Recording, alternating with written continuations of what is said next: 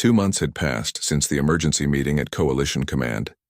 Admiral Jake Morrison stood on the observation deck of Earth's largest space station, Orbital Station Alpha, watching construction crews work around the clock to build humanity's last desperate defense. The station had been converted into a massive weapons platform bristling with every type of weapon that human technology could produce: particle beam cannons, quantum torpedoes, gravitational disruptors, and experimental energy weapons that had never been tested in combat. It was humanity's plan to make their final stand here, in orbit around their home world. "Admiral, the latest. Reports from our scout ships," Captain Lisa Harper said, approaching with a data pad in her hands. She had been promoted to Jake's second in command after the previous captain had suffered a nervous breakdown from the stress of the situation. Jake took the pad and read the report. The news was not good. 3 more outer colonies have gone silent. The Devourers are moving faster than Dr. Wells predicted. Yes, sir. The Titan Research Station, New Geneva Colony, and the mining operations in the Kepler system. That's over 200,000 people in just the past week. Jake closed his eyes. Each colony that fell brought the Devourers closer to Earth. The creatures seemed to be growing stronger and faster as they fed. Any word from the evacuation ships? The transport fleet reached the Vega system safely, but... Lisa hesitated. But what? But President Johnson received a message from the Vegan government this morning. They're accusing us of bringing the Devourers to their space. They say the creatures followed our evacuation ships. Jake felt his stomach drop. If the Vegans were right, then humanity's attempts to save their people had doomed their allies. "Are the accusations true? Dr. Turner thinks they might be," Lisa replied. "The Devourers seem to be attracted to large concentrations of human technology, including our evacuation ships. We may have accidentally led them to the Vegan worlds." "Dear God," Jake whispered. "How many vegan colonies are in danger?" "All of them. Nearly 3 billion people." Jake stared out at the construction work happening around the station. Thousands of workers were laboring to complete humanity's defenses, not knowing that their efforts might already be too late. "Has President Johnson responded to the Vegan government?" "She's calling an emergency session of the Galactic Council. She wants to warn all the remaining civilizations about the threat and coordinate a joint defense." "It won't work," Jake said, sadly. "The Devourers are too powerful. Every civilization that tries to fight them will just become food." Dr. Ellen Price approached from the research section of the station. She looked exhausted, having worked for weeks without proper rest. "Admiral, I need to report some disturbing findings from our analysis of the Devourer attacks." "What have you learned?" "The creatures are not just consuming matter and energy," Dr. Price explained. "They're consuming information itself. Every time they feed, they gain the knowledge and memories of their victims. They're becoming smarter and more sophisticated with each attack." Jake understood the implications immediately. "Which means they're learning how to fight us more effectively."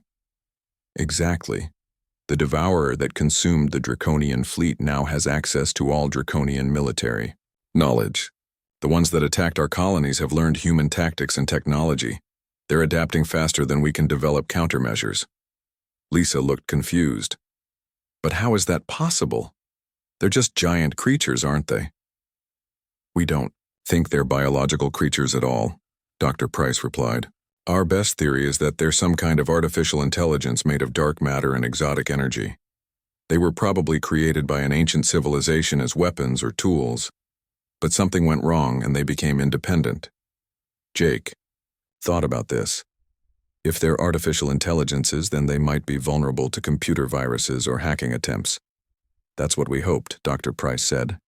"But our attempts to communicate with them or infiltrate their systems have failed completely. Their intelligence is too alien for us to understand. It's like trying to hack a computer using smoke signals." Commander Ryan Bell arrived with another urgent message. "Admiral, we just received word from the deep space monitoring stations. The closest Devourer has changed course. It's heading directly for Earth. How long do we have?" "Based on its current speed, it will reach Earth's outer system in 72 hours. Jake felt the weight of responsibility crushing down on him. In 3 days, humanity would face the most dangerous enemy in their history. An enemy they couldn't fight, couldn't understand, and couldn't escape. Ryan, send a message to all Earth. Defense Force ships. Tell them to take positions around the orbital defense platforms. Lisa, coordinate with the ground-based missile systems. I want every weapon we have ready to fire when that thing arrives. Sir, Dr. Price said quietly. Our weapons won't stop it. The Devourers have consumed dozens of advanced civilizations over millions of years. They've seen every type of weapon we could possibly use. Then what do you suggest, Doctor? I think we should consider Dr. Wells's plan. The Zephyrian dimensional trap might be our only chance. Jake shook his head. The risk is too great. A 30% chance of destroying everything within 100 light-years means we could kill billions of innocent people in neighboring star systems. Admiral, with respect, those people are going to die anyway when the Devourers reach them, Dr. Price said. At least this way some of them might survive. Before Jake could respond, the station's communication system activated. President Johnson's voice filled the observation deck. All Coalition personnel, this is the President. I am addressing you from the Emergency Command Center in Geneva. As you know, we face an unprecedented threat to human survival. In approximately 70 hours, an enemy of unimaginable power will reach Earth. I want you all to know that we will fight this threat with everything we have. The President paused, and Jake could hear the emotion in her voice when she continued. I also want you to know that if our conventional defenses fail, we have prepared a final option. Dr. Kate Wells and her team have constructed a dimensional weapon based on alien technology. This weapon carries significant risks, but it may be our only hope of survival. Jake looked at Lisa and Ryan. All 3 officers understood what the President was really saying.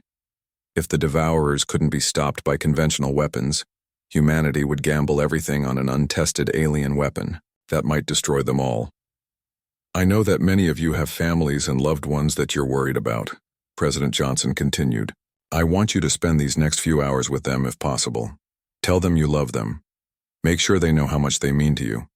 If we don't survive the next 3 days, at least we'll face the end together.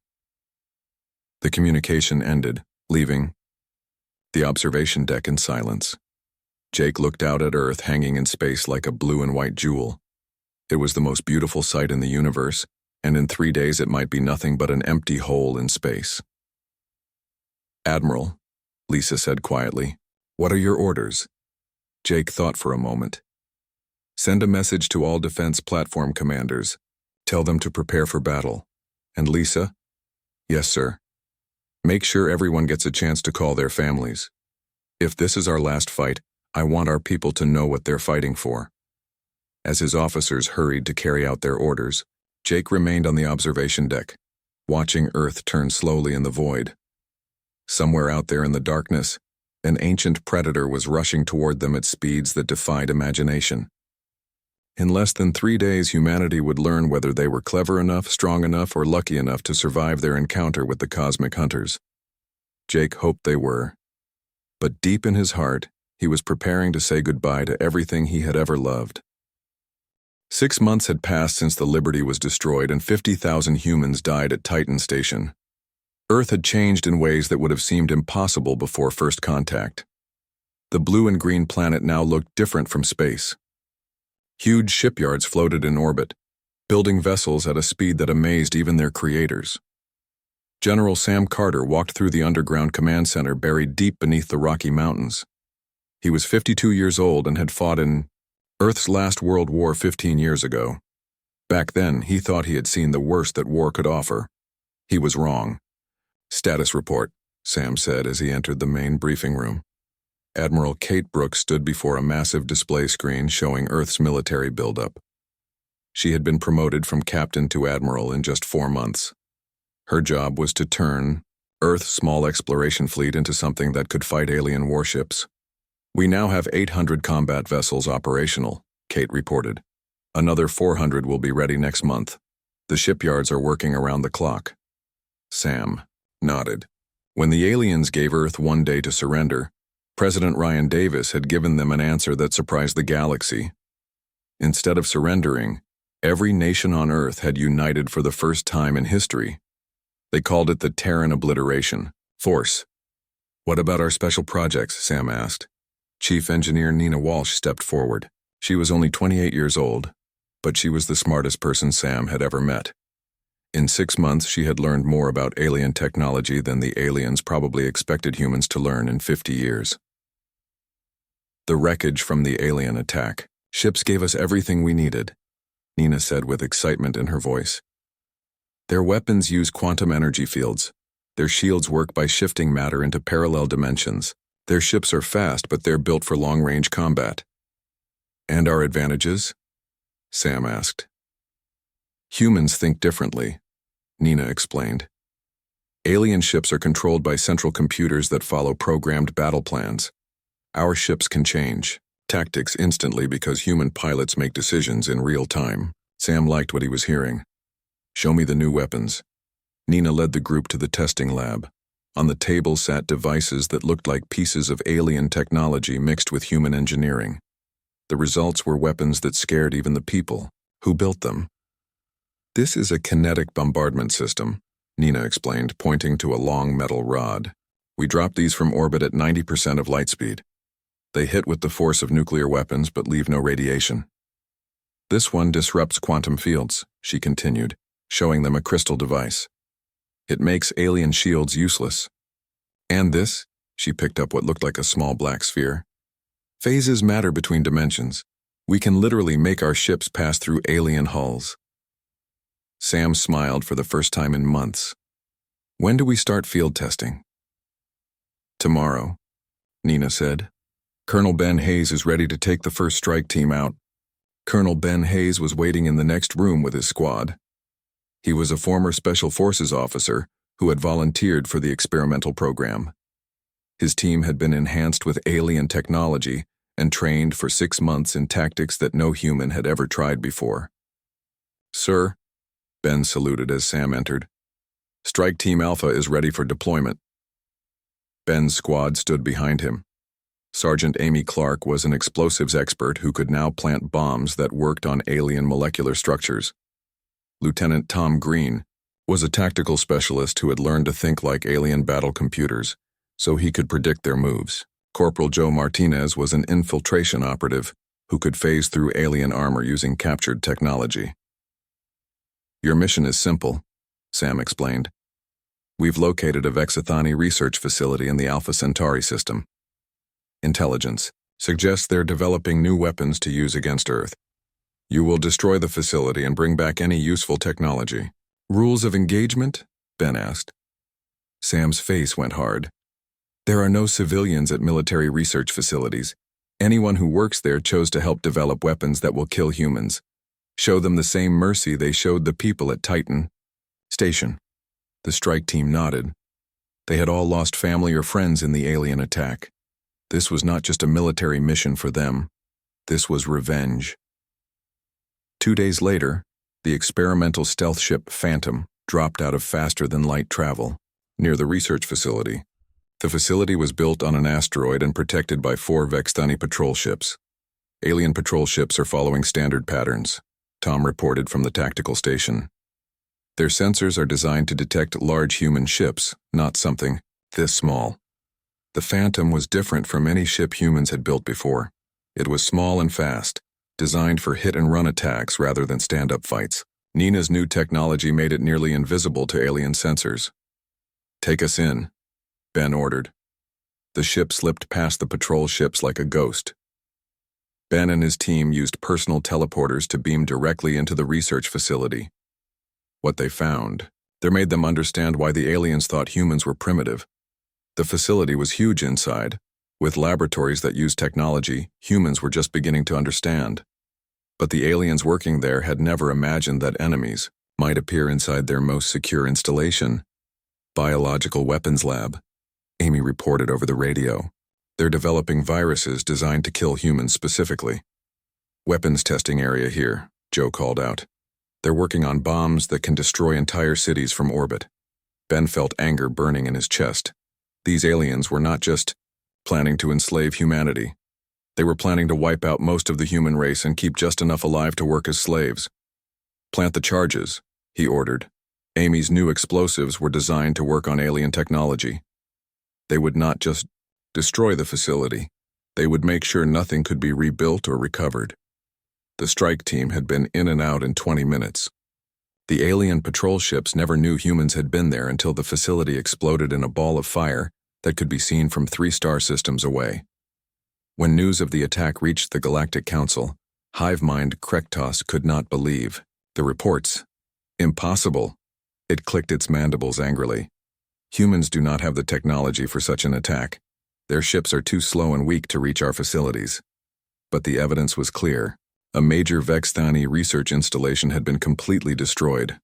Worse, the attack had been surgical and precise.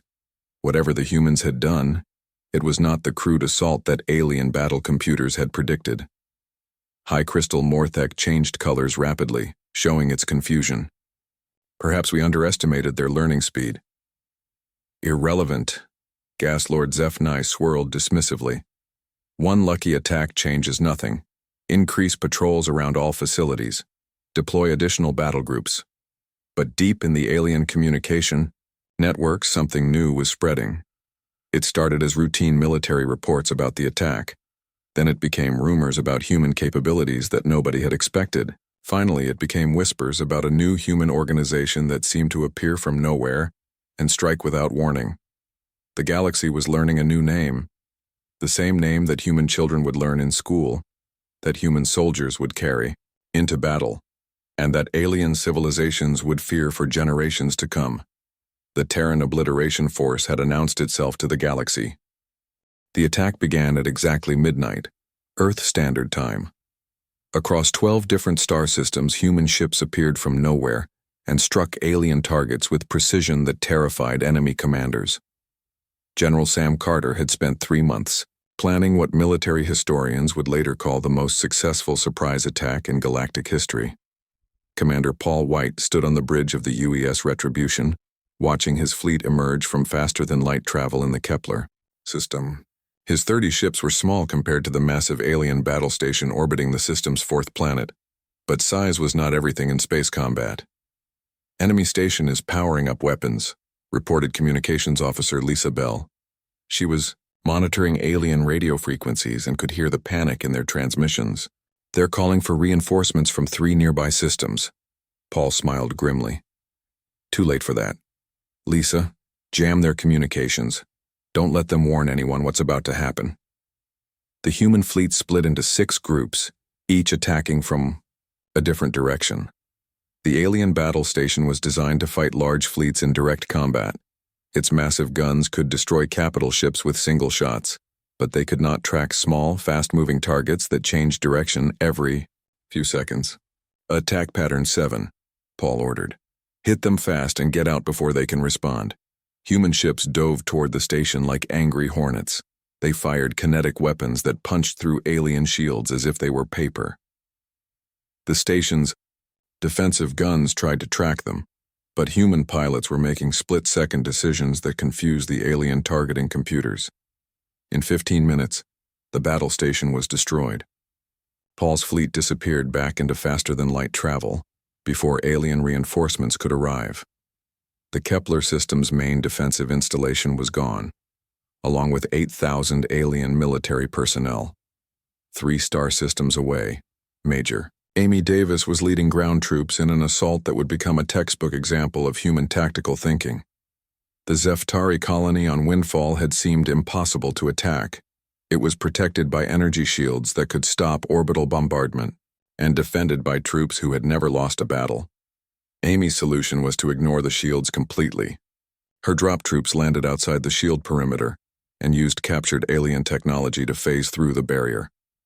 The defenders found human soldiers appearing inside their most secure installations.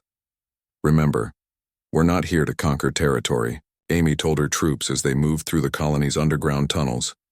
"We're here to send a message. Every alien in the galaxy needs to understand that nowhere is safe while Earth is threatened." The human assault team struck 17 targets simultaneously. Command centers, weapons factories, communication hubs, all destroyed in coordinated attacks that left the colony's defenders confused and demoralized. The humans were using tactics that alien military doctrine said were impossible. Dr. Peter King watched the battle from his mobile laboratory ship.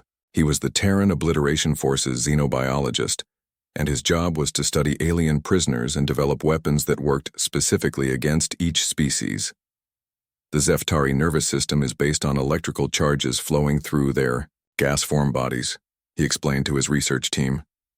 This weapon disrupts those charges without affecting human biology. Peter's work was controversial even among humans. He was developing biological weapons, diseases and toxins that could kill entire alien species while leaving humans unharmed. Most humans found this disturbing, but Peter had seen the recordings from Titan Station. 50,000 humans had died in seconds because aliens saw them as expendable. "Sir," his assistant called out, "we're getting reports from the Morden system. The crystal aliens are evacuating their colonies." Peter nodded. Fear was spreading faster than human ships. Word of the coordinated attacks was racing through alien communication networks. Species that had never retreated from any enemy were abandoning their outer territories rather than face human assault teams. On the bridge of the Retribution, Lisa Bell was intercepting alien military communications from across the galaxy. What she heard would have been impossible to believe just 1 year ago. Bexathani High Command is recalling all patrol fleets to defend their home systems, she reported. The Moradun are asking the Galactic Council for emergency reinforcements. The Zeftari they're actually using the word demons to describe human soldiers. Paul laughed, but there was no humor in it. Demons. I suppose that's what we've become. The truth was that humans were learning to fight in ways that alien minds could not predict. Every species in the Galactic Council had evolved on worlds where survival meant following specific patterns. Their military tactics were based on millions of years of evolutionary programming. Humans were different. They had evolved on a world where survival meant adapting to any situation. Human soldiers could change their tactics in the middle of battle. Human commanders could throw away their battle plans and invent new strategies in real time. Human engineers could modify their weapons during combat to counter new threats. Back on Earth, General Sam Carter was receiving battle reports from all 12 strike forces. Every mission had succeeded. Alien installations across the galaxy were burning and not a single human ship had been lost. Phase 1 is complete, he announced to the assembled commanders. All primary targets have been destroyed. Alien reinforcement. Fleets are being recalled to defend home systems. We have successfully forced them into a defensive posture. Admiral Kate Brooks looked at the star charts showing human attack routes. What's Phase 2? Sam's expression was cold as space itself. Phase 2 is making sure they understand the price of threatening Earth. We're going to show them what happens when you declare war on humanity. The attacks had lasted only 6 hours, but their effects would echo through the galaxy for decades. Alien species that had ruled star systems for thousands of years were suddenly afraid to leave their homeworlds. Military installations that had never been threatened were being abandoned as commanders tried to consolidate their forces. In the Galactic Council chambers, hive-mind Krektos was trying to understand how everything had gone wrong so quickly. 12 systems attacked simultaneously, it reported to the emergency session. Military losses exceed anything in our recorded history. Human forces appeared and disappeared before our reinforcements could respond. High crystal Morthek was flashing, colors that indicated deep confusion. Our battle computers cannot predict human attack patterns. They fight without following any logical strategy. They fight like the insane, Gas Lord Zephni swirled angrily. No civilized species would risk so much for a single planet. But the humans were not insane. They were desperate. And desperate humans, the galaxy was learning, were the most dangerous creatures in the universe. The coordinated attacks had achieved their goal. The alien species that had demanded humanity's surrender were now worried about their own survival. Across the galaxy, military planners were trying to figure out how to fight an enemy that refused to follow the rules of civilized warfare. On Earth, children were going to school and learning about the Terran Obliteration Force with the same pride their grandparents had felt about their national armies. Adults were working in factories that produced weapons and ships 24 hours a day, The entire human species had united around a single purpose, making sure that no alien civilization would ever again mistake them for helpless primitives. The galaxy had demanded humanity's surrender. Instead, humanity had given them something to surrender to. For the first time in 3,000 years, ancient enemies sat at the same council table without trying to kill each other. The Grand Coalition meeting hall on the neutral world of Haven's Rest had never seen such a gathering. Species that had fought wars for centuries were now united by their common fear of one small blue planet. Coalition Admiral Zethkron of the aquatic Hydri species floated in his mobile water tank as he addressed the assembled delegates. His people had never allied with air-breathing species before, but the human threat had changed everything.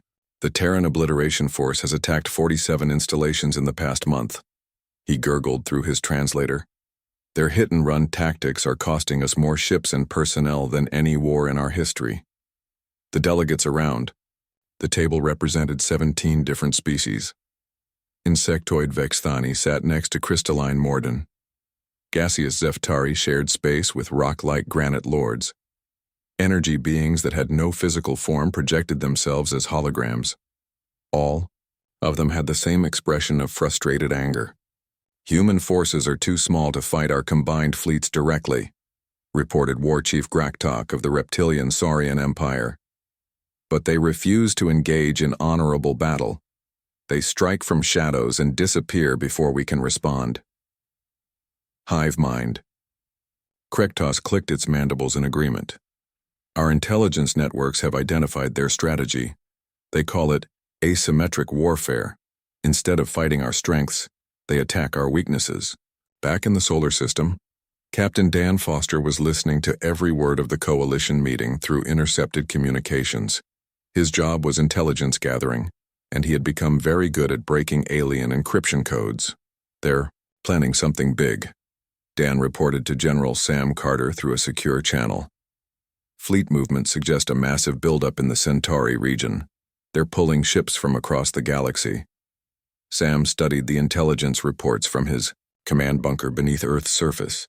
The numbers were disturbing. The Coalition was assembling a fleet of over 10,000 ships, more military power than humanity had ever faced. "What's their target?" Sam asked. Dan's voice was grim. "Earth, sir. They're calling it Operation Final Solution, complete extermination of the human species." Sam was not surprised. The Terran Obliteration force had been too successful. Alien civilizations that had ruled the galaxy for millennia were being humiliated by a species they had dismissed as primitive. The Coalition had decided that coexistence was impossible. Dr. Sarah Lee looked up from her work in the research laboratory, buried under the Australian outback. She was head of the Terran Obliteration Force Research Division, and her team had been working around the clock on humanity's most secret project. "The Starfire cannon is ready for testing," she announced to her assembled scientists. "But I want to be absolutely clear about what we're building here." The weapon on the laboratory table looked deceptively simple, a crystalline device about the size of a coffee table. But Sarah knew it contained the power to ignite a planet's entire atmosphere. One shot could turn any world into a burning star. "This weapon violates every treaty humanity ever signed," she continued. "It goes against everything our species claims to believe about warfare. But after Titan Station, after 50,000 dead civilians, I'm not sure we have the luxury of moral high ground anymore." Her team nodded silently. They all understood the weight of what they were creating. The Starfire cannon was not just a weapon. It was humanity's insurance policy. If the Coalition wanted to exterminate the human race, they would do it knowing that their own worlds would burn in response. Lieutenant Colonel Beth Stone was overseeing the transformation of Earth itself into a fortress. Every major city now had orbital defense platforms. The moon had been converted into a massive military base. Hidden throughout the asteroid belt, weapons platforms waited for enemies who thought they could threaten humanity's homeworld. "Defense grid status?" she asked her engineering teams. "All platforms operational," reported her chief engineer. "We have enough firepower in orbit to stop a fleet 10 times larger than anything the aliens have ever assembled." But Beth knew that raw firepower would not be enough. The Coalition fleet would outnumber human forces by more than 20 to 1. Humanity's only advantage was that they were fighting for their home, and desperate humans had proven to be very dangerous indeed. On the Coalition flagship Eternal Victory, Admiral Zethkron was reviewing the final battle plans with his senior commanders. The massive vessel was larger than most human cities, and it was just one ship in a fleet that stretched across 3 star systems. Phase 1 will eliminate all human orbital installations, he explained to the assembled alien officers. Phase 2 will target major population centers. Phase 3 will hunt down any survivors. War Chief Graktok studied the tactical displays showing Earth's defenses. The humans have built impressive fortifications for such a primitive species. Impressive, but useless, Zethkron gurgled dismissively. Numbers will decide this battle. We have 10,000 ships. They have fewer than 1,000. Simple mathematics. But the Coalition commanders did not understand human mathematics. They were thinking about ships and weapons and traditional space combat. Humans were thinking about survival at any cost. Deep in the research facility, Dr. Sarah Lee was putting the finishing touches on humanity's most terrible creation. The Starfire cannon was complete, but it was not the only planet killer in development. Her team had also created something they called world crackers, weapons that could shatter planets from within. If they want to exterminate us, she said quietly to her reflection in the laboratory window, they'll have to accept that every alien world dies with us. Back in his intelligence center, Captain Dan Foster was tracking the Coalition fleet's approach to the solar system. The alien armada was so large that it affected local gravity fields. 10,000 warships, each one larger and more powerful than anything humanity had ever built. Estimated arrival time? General Sam Carter asked, over the communication link. 72 hours, Dan replied. They're not trying to hide their approach. They want us to see them coming. Sam understood the psychology behind the Coalition's strategy. They wanted humanity to despair, to realize the hopelessness of their situation and surrender before the battle began. They had miscalculated human nature. All forces, this is General Carter. He broadcast to every human military unit in the solar system. The enemy is coming to finish what they started at Titan Station. They think superior numbers guarantee victory. They're about to learn why humanity survived when stronger species went extinct. Admiral Kate Brooks received the message on the bridge of her flagship, the UES Vengeance. Her fleet was hidden behind Saturn's rings, waiting for the Coalition forces to enter the trap that humanity had spent months preparing. They want to exterminate us, she announced to her crew. That makes this simple. We fight until we win, or we make sure nobody wins. The Coalition fleet entered the outer solar system like a slow-moving storm. Their sensors detected human defensive positions around Earth and dismissed them as insignificant. 10,000 ships against a few hundred human vessels. The outcome seemed predetermined. What the alien commanders did not know was that humanity had learned an important lesson from their own history. When facing overwhelming odds, the best strategy was not to fight fair. It was to fight dirty, fight smart, and fight with the desperation of a species that had nothing left to lose. The battle for Earth was about to begin, and the galaxy would discover what happened when someone threatened to exterminate the most adaptable predators the universe had ever produced. The Coalition armada spread across the outer solar system like a plague of metal locusts. 10,000 warships arranged themselves in perfect battle formations, their weapons trained on the small blue world that had dared to defy the galaxy's established order. Coalition Admiral Zethkron watched from his command tank as Earth grew larger on his main display screen. Human defensive positions detected around the third planet, reported his tactical officer, a crystalline being whose body flashed with analytical patterns. Approximately 800 vessels and numerous orbital platforms. Zethkron bubbled with satisfaction. Less than one ship for every 10 of ours. Begin the advance. Target their orbital installations first. But Admiral Kate Brooks was not watching the alien fleet approach with fear. She was watching it with the cold calculation of a predator that had lured its prey into a trap. From her position behind Saturn's rings, she could see the entire Coalition force spreading out exactly as human battle planners had predicted. They're following standard galactic doctrine, she announced to her command crew aboard the UES Vengeance. Massed formation, direct, Approach maximum firepower concentration. They're fighting the last war, not this one. Communications Officer Lisa Bell was monitoring alien transmissions across all frequencies. Coalition commanders are confident, sir. They're already discussing occupation strategies for Earth. Kate smiled grimly. Let's give them something else to discuss. All units execute Operation Mousetrap. What happened next would be studied in military academies across the galaxy for centuries to come. As the Coalition fleet approached Earth's orbital defenses, space itself seemed to come alive with human ships. From behind asteroids, from the shadows of moons, from hidden positions throughout the solar system, humanity's true fleet revealed itself. The aliens had detected 800 human ships. There were actually over 3,000. Captain Jim Wilson commanded one of the strike groups that emerged from behind Jupiter's largest moon. His ship, the UES Vengeance, led 47 vessels in a high-speed attack run on the Coalition's left flank. Remember, he broadcast to his pilots, we're not trying to outshoot them, we're trying to outthink them.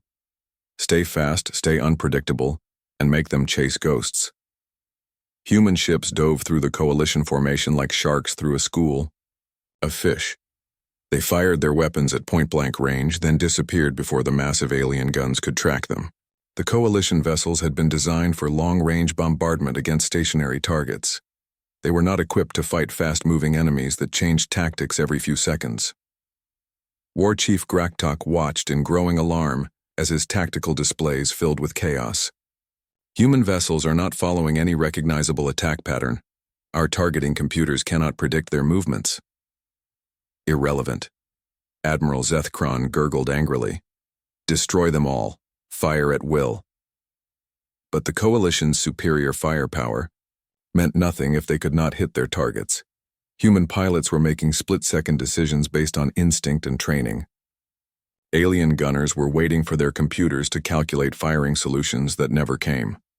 On Earth's surface, Commander Sue Baker coordinated the planet's defenses as Coalition forces that had broken through the space battle attempted to land. The aliens expected to find a terrified population cowering in cities. Instead, they found a species that had turned their entire world into a fortress. Landing craft detected in 17 locations, she reported to General Sam Carter from her command center in the Rocky Mountains. They're trying to establish beachheads for the main invasion force. Show them what Earth hospitality looks like, Sam replied. The alien landing craft touched down in what their sensors indicated were empty wilderness areas. What they found instead were killing zones that had been prepared for months. Hidden weapons platforms opened fire from concealed positions. Human soldiers appeared from underground bunkers, fighting with a ferocity that alien invaders had never encountered. Lieutenant Mike Jones led one of the ground defense teams in what used to be called Colorado. His squad was equipped with weapons that had been specifically designed to kill the species now trying to conquer his homeworld. Vexithani dropship coming down in Sector 7, reported Sergeant Kelly White over the radio. Looks like a full company of bug soldiers. Mike smiled grimly. His team had trained for 6 months to fight insectoid aliens.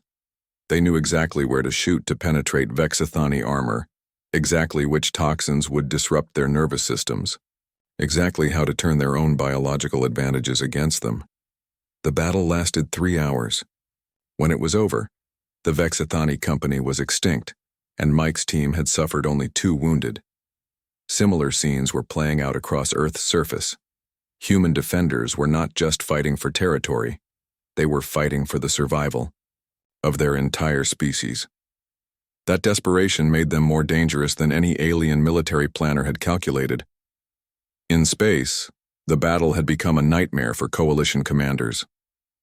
Their massive fleet was being torn apart by an enemy that refused to fight according to established rules of warfare. Human ships appeared from impossible angles, fired devastating salvos, and vanished before retaliation was possible. Fleet losses, at 30% and climbing, reported Admiral Zethkron's tactical officer. Human casualties are minimal. Zethkron could not believe what he was hearing. The Coalition had brought enough firepower to destroy a dozen worlds. How were they? Losing to a handful of primitive humans? The answer came from an unexpected source. Deep in the research facility beneath Earth's surface, Dr. Sarah Lee was preparing to demonstrate why threatening humanity's extinction had been the worst mistake the galaxy had ever made. Coalition fleet is committed to the battle, she reported to General Sam Carter. They cannot retreat without massive losses. Are you certain about this weapon? Sam asked. Sarah looked at the Starfire cannon with something that might have been regret. One shot will turn any planet into a burning star. The aliens wanted to exterminate us. Now they get to choose which of their worlds dies first. But Sarah had built something even worse than the Starfire cannon. Her team had created weapons that could crack planets open like eggs, weapons that could poison entire star systems, weapons that made the destruction of Titan Station look like a small accident. General, she said quietly, if we activate these weapons, there will be no going back. We'll become the most feared species in the galaxy. Sam thought about 50,000 dead civilians, about alien species that saw humans as nothing more than useful animals, about a galaxy that had declared humanity extinct before the war even started. Good, he said simply. Fear will keep them from ever threatening Earth again. The message went out on all frequencies, in all languages, to every ship in the Coalition fleet. It was simple and direct, delivered in Sam's calm voice that somehow made the words even more terrifying. Coalition forces. This is General Sam Carter of the Terran Obliteration Force. You came here to exterminate humanity. You will fail. But your failure will cost every one of your civilizations their existence. We have weapons that can destroy planets, weapons that can ignite stars, weapons that can crack worlds in half. Continue your attack on Earth, and we will use them all. Every alien world will burn. Every alien civilization will die. You wanted to teach humanity about extinction. Allow us to return the lesson. In the Coalition command ship, Admiral Zethkron stared at his tactical displays showing the devastating losses his fleet was suffering. 35% casualties in climbing. Human ships swarming through his formations like vengeful spirits. And now threats of weapons that could destroy entire worlds. Sir, his communications officer called out, we're receiving surrender requests from 47 of our ships. The crews are refusing to continue the attack. For the first time in 3,000 years of military service, Zethkron felt something he had never experienced before. He was afraid. The battle for Earth was turning into a rout. The Coalition had come to exterminate humanity, and instead found themselves fighting for their own survival against an enemy that had proven willing to destroy the entire galaxy rather than accept defeat.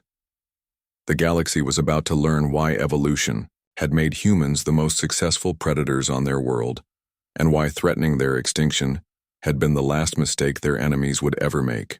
The Coalition fleet was collapsing. What had begun as the largest military operation in galactic history was turning into the most humiliating defeat any alien civilization had ever suffered. Admiral Zethkron watched his tactical displays with growing horror as human ships continued to tear through his formations like wolves among sheep. Fleet casualties now exceed 50%, his tactical officer reported, its crystalline body flashing red with distress signals. Human losses remain under 10%. Multiple ship captains are requesting permission to retreat. Zethkron had fought in 17 major battles during his career. He had never seen anything like this. The humans were not just winning, they were demonstrating a level of tactical superiority that seemed impossible for such a young species. Sir, his communications officer interrupted. Incoming transmission from the human command. General Carter wants to speak with you directly. The main screen flickered, showing the face of the human military leader who had organized Earth's defense. Sam Carter looked tired but determined, like a man who had made difficult decisions and lived with their consequences. Admiral Zethkron, Sam said calmly, your fleet is defeated. Half your ships are destroyed or disabled.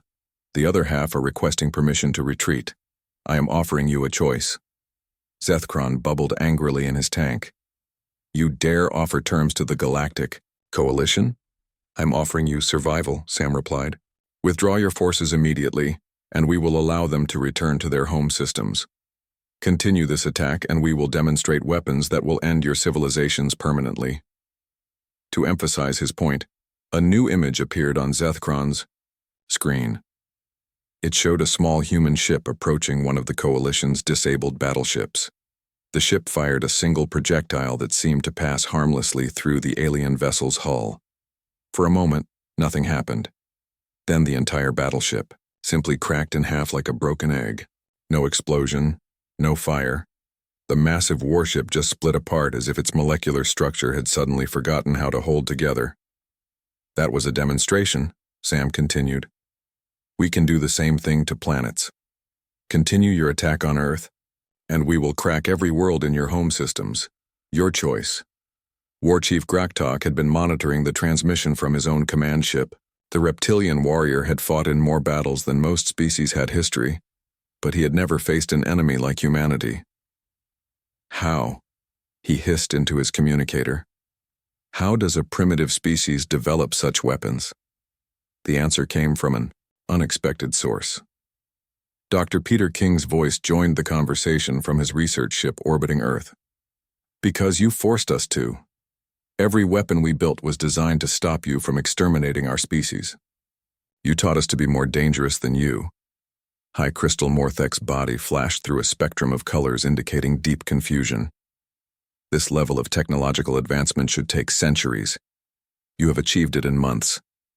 Desperation is a powerful motivator, Dr. Sarah Lee added from her underground laboratory. When someone threatens to wipe out your entire species, you learn very quickly. Would you like us to demonstrate our planet-cracking technology on one of your home worlds? The threat was delivered in the same calm tone that humans might use to discuss the weather. That casual attitude toward planetary destruction was more terrifying than any amount of screaming or posturing. In the Coalition command ship, Zethkron was receiving reports from across the galaxy. Human strike teams had appeared in 17 different star systems, striking military installations with surgical precision. The attacks were coordinated with the space battle around Earth, demonstrating that humanity could fight on multiple fronts simultaneously. Sir, his intelligence officer reported, human forces have captured Admiral Vorthek of the Crystalline Fleet. They're demanding his exchange for the return of our surviving ships. Zethkron realized that the humans were not just winning the battle, they were dictating its terms. Somehow, this species that the Coalition had dismissed as primitive had turned the galaxy's most powerful military force into hostages. Captain, Dan Foster was coordinating the intelligence war from his command center on Luna Base. His teams had cracked alien military codes and were intercepting Coalition communications in real time. They're in full panic mode, he reported to General Carter. Multiple species are blaming each other for the failure. The Vexthani are accusing the Mordun of providing faulty intelligence. The Zeftari are threatening to withdraw from the Coalition entirely. Sam nodded with satisfaction. The coalition of alien species had been held together by their shared fear of human expansion. Now that fear was working against them as each species tried to save itself. What about their home? Defenses? Sam asked. Minimal, Dan replied. They committed everything to this attack. Their home systems are protected by skeleton crews. Sam made a decision that would echo through galactic history. Send word to all human strike forces. If the Coalition fleet does not surrender within 1 hour, we begin targeting alien homeworlds directly. The message went out on all frequencies. Every alien ship in the solar system received the same ultimatum. Surrender immediately, or watch their civilizations burn. On Earth's surface, the last Coalition landing forces were being systematically destroyed by human defenders who had turned planetary warfare into an art form. Commander Sue Baker watched her tactical displays with grim satisfaction as the final alien beachheads were eliminated. Ground assault completely repelled, she reported to General Carter. Enemy casualties, 100%. Human casualties, minimal. The aliens had expected to find a terrified population ready for enslavement. Instead, they had encountered a species that had learned to fight with the desperation of cornered predators. Every human civilian had been trained in basic combat. Every city had been turned into a fortress. Every landing site had become a killing ground. Lieutenant Mike Jones surveyed the battlefield where his team had destroyed an entire Vexthani regiment. The insectoid aliens lay scattered across the Colorado landscape, their advanced weapons useless against human soldiers, who fought without following any predictable pattern. "Command, this is Ground Team 7, he reported over the radio. "Sector, cleared. No alien survivors." Similar reports were coming in from across the planet. Humanity had not just defended their home world. They had proven that any species foolish enough to attempt an invasion would face complete annihilation. In the Coalition command ship, Admiral Zethkron was receiving the final reports from his fleet commanders. The numbers were devastating. Over 6,000 ships destroyed or disabled. Hundreds of thousands of alien military personnel dead or captured. The largest military operation in galactic history had become the worst defeat any civilization had ever suffered. "Sir," his communications officer said quietly, "the human deadline expires in 10 minutes. Multiple ship captains are preparing to surrender individually rather than face destruction." Zethkron looked at his tactical displays one final time. The human fleet was still swarming through his broken formations, picking off disabled ships, with weapons that seemed almost magical in their effectiveness. His own flagship was surrounded by small human vessels that could destroy him at any moment. The choice was simple: surrender now and preserve what remained of the Coalition fleet, or continue fighting and watch every alien civilization burn. "Open a channel to the human commander," he said finally. General Sam Carter's face appeared on the screen again, showing no triumph or anger, just the tired expression of a man who had done what was necessary to protect his people. "Admiral," Sam said simply. "We surrender," Zethkron bubbled quietly. "The Coalition fleet yields to humanity. We request terms for the withdrawal of our surviving forces." Sam nodded as if he had expected this outcome all along. "Acceptable. You will withdraw all forces from human space immediately. You will pay reparations for the civilians killed at Titan Station. You will formally recognize Earth's sovereignty and humanity's right to exist, and you will spread word throughout the galaxy about what happens to anyone who threatens human extinction." "And if we agree to these terms?" Zethkron asked. "Then your people live," Sam replied. "And the galaxy learns that humanity can be a valuable ally or a deadly enemy, depending on how we are treated." The surrender was broadcast on all frequencies, in all languages, to every corner of the galaxy. The Coalition fleet, the largest military force ever assembled, had been defeated by a species that most aliens had never heard of just 2 years earlier. The battle for Earth was over. Humanity had not just survived. They had won so decisively that the galaxy would never again mistake them for helpless primitives. The Terran Obliteration Force had earned its reputation as the most feared military organization in the known universe.